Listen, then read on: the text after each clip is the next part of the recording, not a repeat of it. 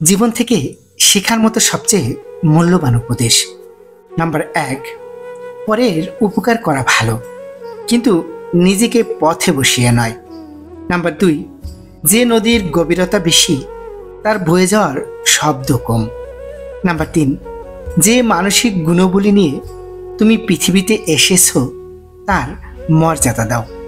মরে গিয়েও যেন তোমার মনে না হয় তোমার জীবনের জন্য তুমি লজ্জিত।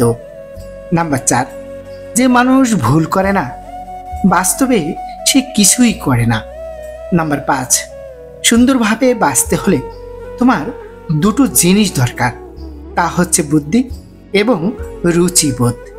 নাম্বার 6, তোমার পিঠে কেউ ততক্ষণ পর্যন্ত চড় মারতে পারবে না যতক্ষণ না তুমি পিঠ নিচু করো। নাম্বার 7, তুমি পাহাড়ের চূড়ার মতো হও না, কারণ এতে তুমি মানুষকে ছোট দেখবে আর মানুষও তোমাকে ছোট দেখবে। নাম্বার 8, যে ব্যক্তি কাউকে গোপনে উপদেশ দিল সে তাকে খুশি করলো ও সুশোভিত করলো, আর যে ব্যক্তি প্রকাশ্যে কাউকে উপদেশ দিল সে যেন তাকে লাঞ্ছিত করলো ও কলঙ্কিত করলো। নাম্বার 9, দুঃখের সময়ে কোনো অপমান গায়ে মাখতে হয় না।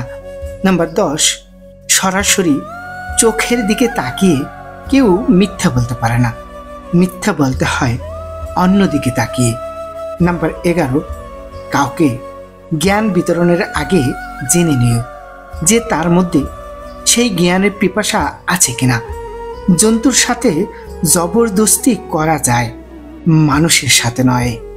উপদেশগুলো ভালো লাগলে অবশ্যই শেয়ার করতে ভুলবেন না। ধন্যবাদ।